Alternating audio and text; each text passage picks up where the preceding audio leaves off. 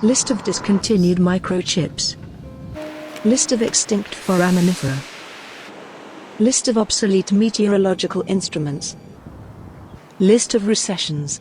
In some senses, nothing ever is truly gone. Thinking about the law of the conservation of mass, that somehow that the weight of the planet, the mass of the planet does not change, that this material somehow churns and turns and becomes something else. It's another way of thinking about this fallacy of progress, and that somehow we do sit on top of all of this obsolete and abandoned material. That somehow below us there is this sort of colossal weight of loss and gone things that sit underneath this present moment. List of eclipses and planetary transits. List of extinct languages. List of extinct plants.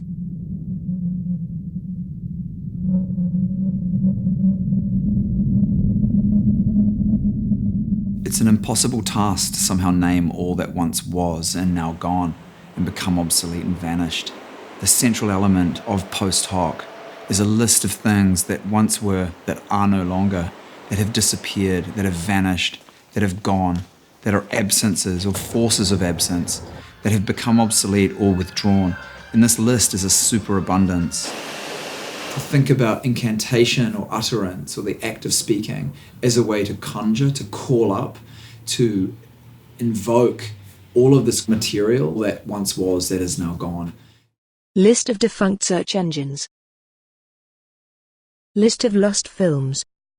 In much the same way that I've worked with fragrance as a material to explore the possibility of an object extending beyond its visible edges, I've recently started exploring other forms of transmission.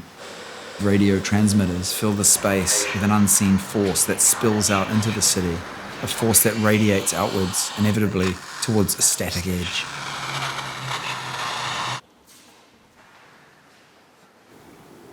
Across Venice, I'm inserting a network of stealth cell towers, produced in Guangzhou, China by companies specializing in the production of fake tree forms used to support and conceal the telecommunications network that permeates everything. These cell tower trees started to appear on the landscape in the 1980s, and the first stealth tower ever produced was a pine, described at the time as a frankenpine. I decided to work with this specific species because it is the most widely planted tree in the world, and it's seen as being invasive, as having a negative effect on the New Zealand native ecology if it escapes a ring-fenced zone in which it's deemed capital. It's also a tree that's not really treated as nature. It's an industrialized object, a form of technology. These fake pine trees are scattered across Venice to become a network. Each produces a field of transmission off of itself to generate and stream the lists as they're generated inside the anechoic chamber and the pavilion. List of obsolete utensils.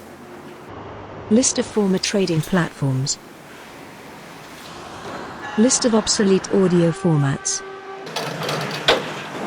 List of droughts. List of obsolete tools. List of enigmas. When we hear a sound, what we tend to hear is its reflection or its reverberation off other materials. So it's very much that our experience of sound is not necessarily always from the source. An anechoic chamber is an echo-free space that absorbs all sound, allowing for no reflection. List of defunct glass-making companies. It's interesting the way it isolates or frees sound from an environment. What it allows me to think about is a way to isolate the voice as an object. So it's much like throwing a stone or a pebble into a body of still water and imagining the ripples moving outwards and never hitting the edge of anything. It allows for the illusion of an infinite horizon in which the sound never returns. List of discontinued fragrances. List of former currencies. List of things that melted. List of failed utopias. List of vanished villages. List of closed shopping malls. List of defunct universities. List of obsolete low-temperature technology. List of abandoned hamlets and parishes.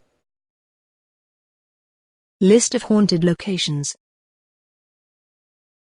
List of dam failures.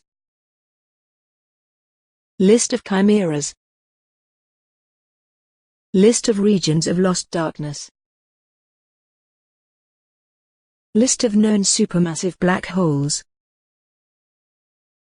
List of subduction zones.